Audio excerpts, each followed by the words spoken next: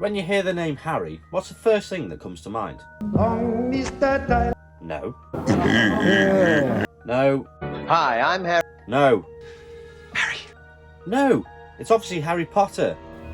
After the huge popularity in the series of books in the 90s, this led on to blockbuster movies and merchandise in between. And still today you can't go into a shop without seeing some form of merch in every department. And of course we had to have games on multiple platforms too. But is Harry Potter and the Philosopher's Stone any good? Well, let's have a little look. This game is based around the film, and you, as Harry, must confront Voldemort and stop him from acquiring the Philosopher's Stone to become immortal. The introduction to the game shows the first act of the film as a storyboard, and from there you take control of Harry in the castle. The only thing you can do from the start is run around, but once you have interacted with characters in the game, then more actions will be unlocked. You pass characters through the castle, and they will guide you in some way. The first you'll meet are Fred and George Weasley, who will give you the task to find different coloured beans throughout the game. These will unlock bonus items. And yes, the faces are horrific. They're like something from a nightmare. Put your wand in me mouth, Harry. Expecto fellatio.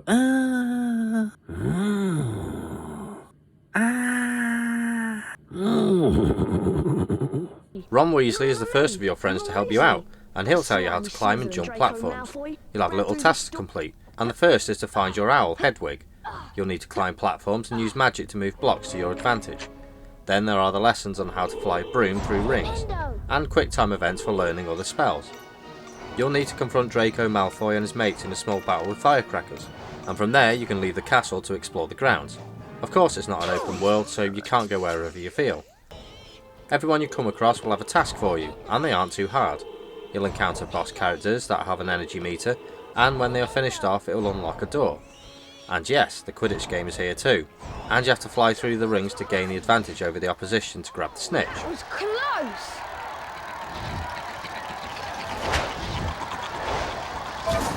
A near miss for Potter!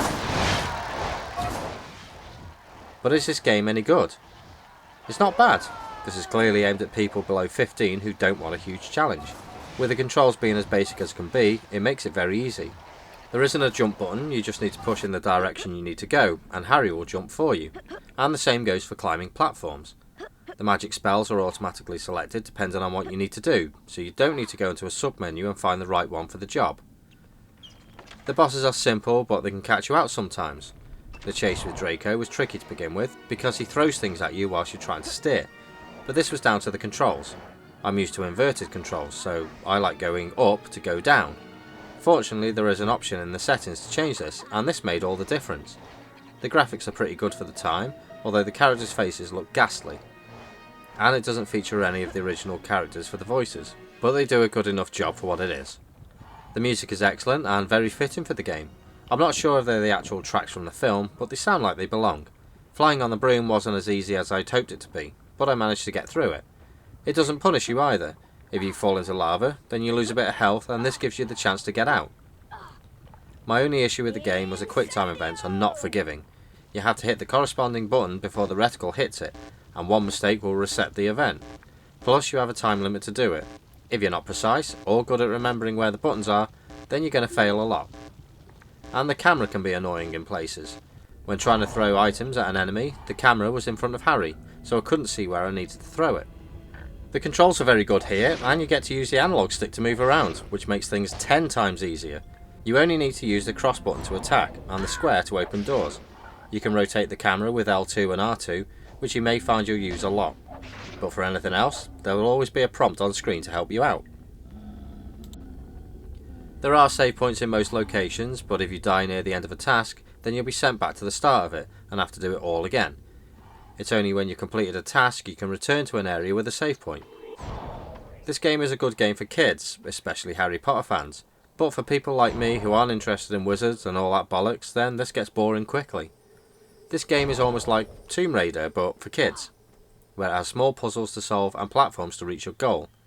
It's a good bit of fun for a while, and maybe a lot of fun for younger players, and I give it 68%.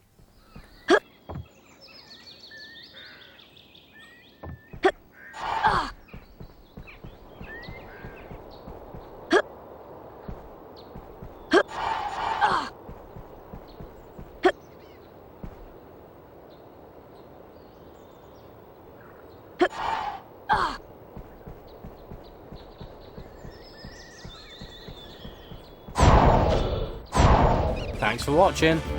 If for some strange reason you like my videos, please consider subscribing so I don't feel so unpopular. Do you know what I mean?